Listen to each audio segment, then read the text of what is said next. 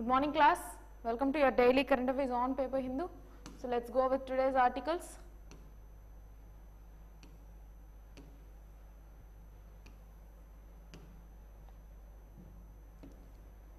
Okay, more of our local articles today, so skipping that. Let's see.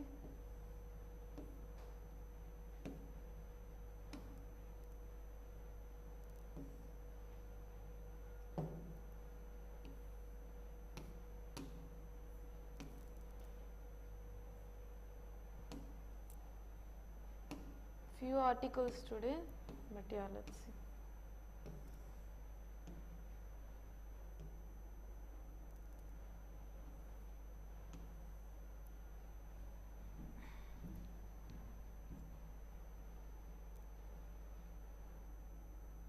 Proposal for Sabarimala Greenfield Airport receives central approval. So what happened? Now currently for Greenfield Airport, they have got approval. So your Sabarimala is in Kottayam, so they have got this approval. What is it about? What is this Greenfield Airport? Any particular project or Greenfield Airport is something which ensures that there are a lot of Greenfield projects in it. So what is a Greenfield project? Any particular project or any particular business or a company, any infrastructure that is started from scratch. So every other asset that you are trying to build up in that particular place will be from scratch. So for asset creation, for infrastructure building, for everything you will be costing more, because from scratch, from zero you need to start everything. So that is your Greenfield project. So the plan is to establish in Sabarimala a Greenfield Airport at Irumale has received a major boost with the project proposal receiving approval from Union Ministry of Civil Aviation. So that is about this article. You can just go through that. They have given approval, all these things. So just nothing more is important. While still this the thing which is pending right now is approval has been given, but still the final stage, at this particular final stage, environmental impact assessment is nearing completion. So it will also be completed and it's almost nearing the completion of approval from EIA, which is environmental impact assessment. Right, next. JNTB GRI honored with GGI Gardens award for this year. So what is JNTB GRI? What is this? Jawaharlal Nehru Tropical Botanical Garden and Research Institute. Currently it is located in Tirunanthapuram and it has won this particular Global Genome Initiative for Gardens Award of 2023, and this is the second time that this particular institute, this particular botanical garden has won this particular award. So this is the second time that the institute has been honored with the award. This year the institute is one of the 10 botanical gardens and arboreta. So arboreta is the one which botanical gardens will have plants, right? So which has a specific area for trees also. That is your arboreta. So 10 botanical gardens and arboreta across the globe to win. So in across the globe, almost in every part of the world, only 10 botanical gardens have won the award, and among which this Jawaharlal Nehru Tropical Botanical Research Institute, Botanical Garden and Research Institute is one among them. Right. Next. No need to know about what are the medicinal plants and all, but just for you to get your information. So this institute have picked up several plants including tree turmeric, which is Cocinium fenastratum, and Piper barberry, which is in Malayalam means kattumulaku. Okay, so these genomes of medical plants have also been placed in this botanical garden. Fine. Next. IAF, so Indian Air Force, conducts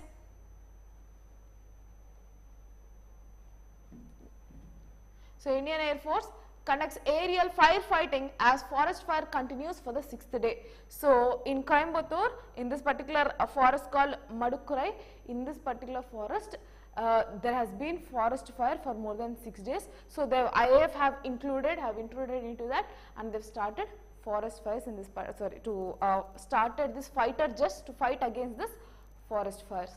So IAF on Sunday began aerial sorties by deploying a helicopter fitted with a Bambi bucket to douse the fire that raged for the 6th day in Madukkurai. So in this entire article, Madukkurai forest fires So can be anthropological or can be natural forest fires in Coimbatore district. Only that particular part is important. For that, the used vehicle is Mi-17V5 helicopter. Okay, next.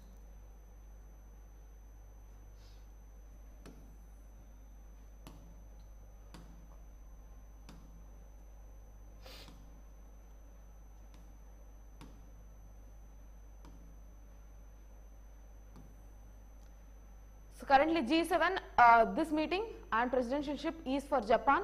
So final meeting will be conducted in Hiroshima of Japan only, and currently there was one meeting conducted in the same record. So in that case, G1 ministers commit to work for carbon free electricity by 2035. So what they are trying to do? They are trying to convert into renewable sources for like electrical vehicles or something for carbon free electricity generation by 2023. So coal or anything that is non-renewable, such sources will not be used beyond 2035. That is the target agreed by G7, all the G7 countries, and India also participated in this particular meeting as a guest. Okay.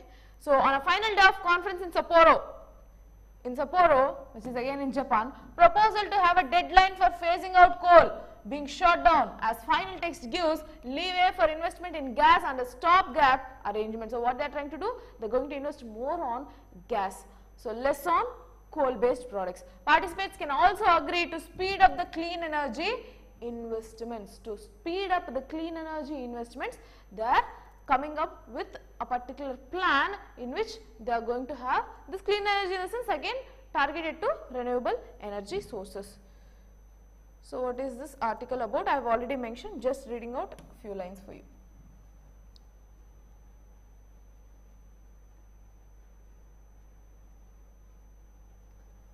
Climate and energy ministers, envoys from G7 countries on Sunday committed to work towards ensuring carbon-free electricity by 2035. So the target is 2035, accelerating the phase out of coal.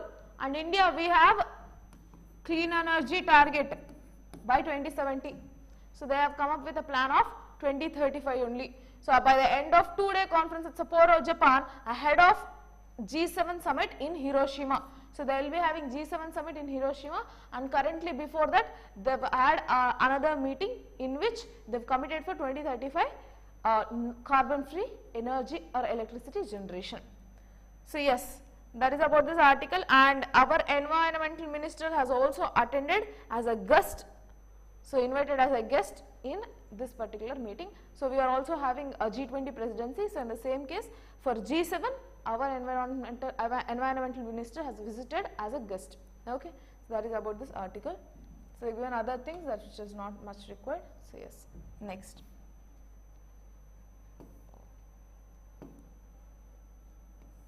So we have seen that there is Supreme Court has agreed that they will be taking one particular.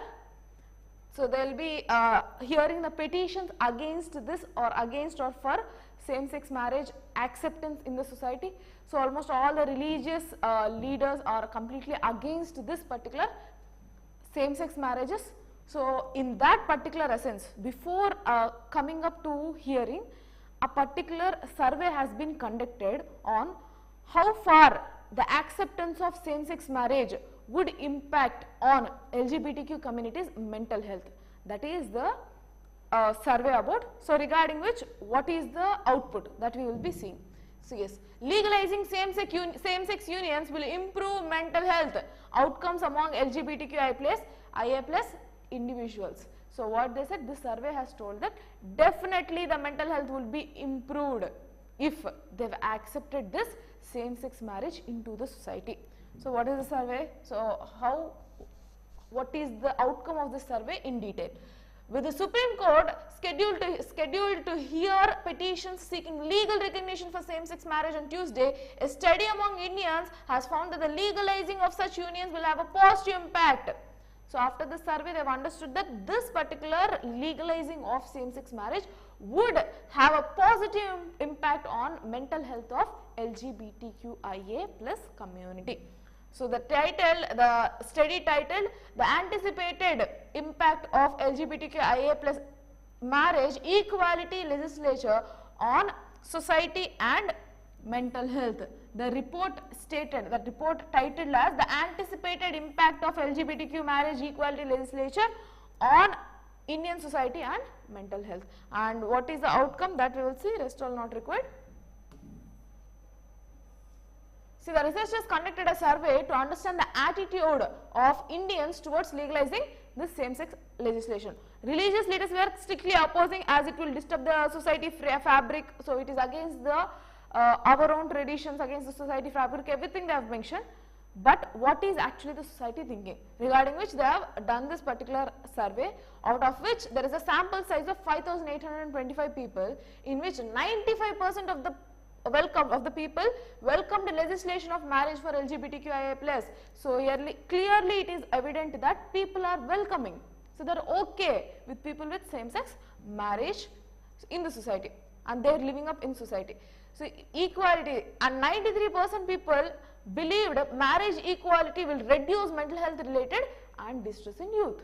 So if they are really interested to go with this particular same-sex marriage, it is fine. It is their right to life. It will also have a positive impact. 93% believe that yes, this will be giving a positive impact on mental health of youth who are of this particular gender. Okay, so that is about this article. And the students also found that the decriminalization of 377 by Supreme Court had a positive impact on mental health.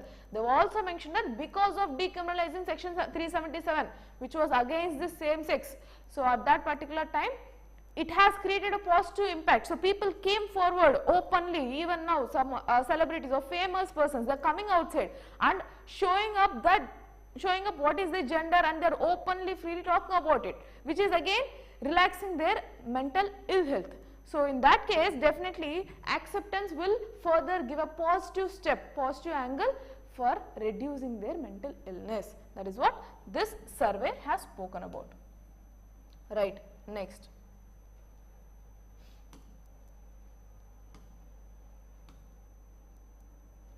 More of political news today.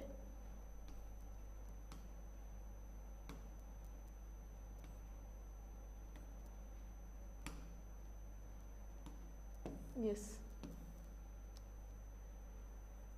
A rise in power consumption in 2022-23, says CEA. So Central Electrical Authority has mentioned that power consumption has been raised in 22-23.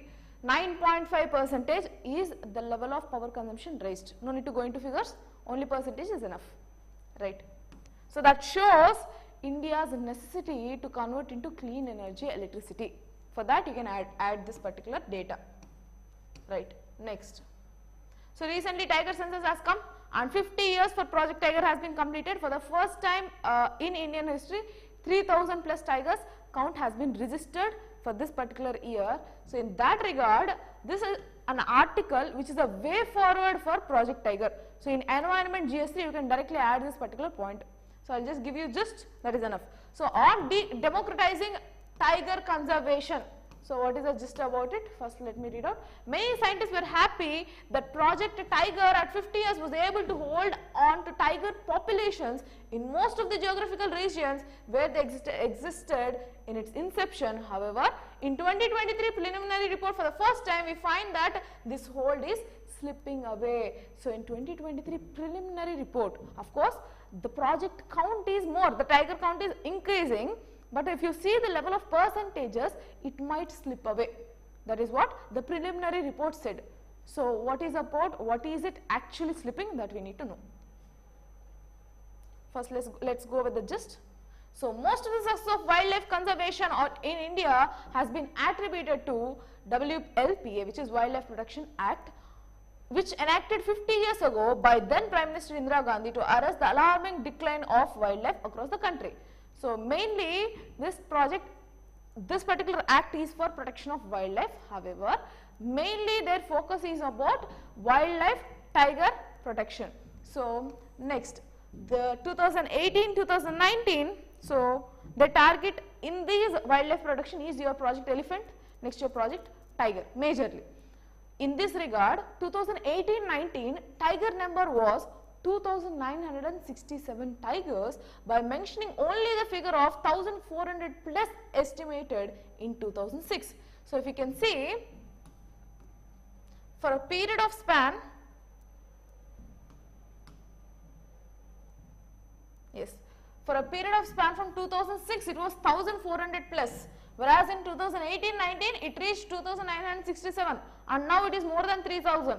With this count, it is clearly evident that this Project Tiger is a success. But however, if one looks at the long 50 years of tiger conservation under Project Tiger, we will see that while we have held on to the population, the numbers do not reflect a great success despite political support, funds and a strong legal framework. What is this about? Again, let me read out this and give you clear idea on what happened. So we need to have conservation frameworks that allow local communities, citizens, scientists, non-governmental organizations and business to participate. So where this particular Project Tiger is lacking, it is on the support from local communities. Right now, Project Tiger is completely limited in the hands of only government, especially only in those areas which are protected areas called PA. See, there are protected areas called PA in which the tigers are being conserved, and tiger is one of the umbrella species. That means if tiger is being conserved, if its rights are being, if not its rights, if it is actually conserved, if its population is being increasing, it shows that it is an indicative species that the particular ecosystem is also conserving. That is why it is called an umbrella species. So tiger was considered as an umbrella species because saving the tiger meant for saving the entire ecosystem. That is the level of protection and conservation of tiger. And right now the positive impact or whatever the success that has been attributed so far is only because of this protected areas. See, it is only because of the protected areas and from citizens, from local communities, can be from any reserved forest. No other support has been given. So if at all these people included and this Project Tiger has been decentralized, democratized, then definitely this will see a more positive turn in near future. So there is no particular outcome or a database on what are the items. So they have showcased what are the issues. So I would like to tell which you can add directly. See, so we are now in the fifth four-year cycle of tiger population monitoring. So we have come to fifth cycle, yet we lack a vision document that examines these figures critically. So what is happening? Currently Project 50 years completed, so Project Tiger has completed 50 years. So far we don't have a critical document on what are the lacking issues in conserving tiger. What is the critical dimension? Always we are showing up the figures positive and fine, but what is the criticism?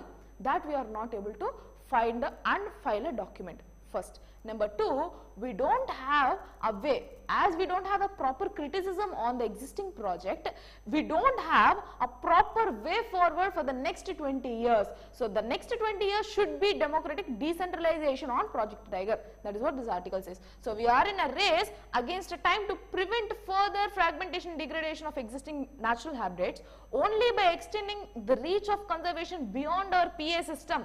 So beyond our protected area system, going towards communities, local areas and other NGOs, giving all these people responsibilities, civil societies giving responsibilities can only save this particular Project Tiger further. That is about this article. So I think this is the last article. So you can just go through that. Yes. So that is the last article. We'll meet in the tomorrow's session and we'll see further more articles. Thank you for the session. Good day.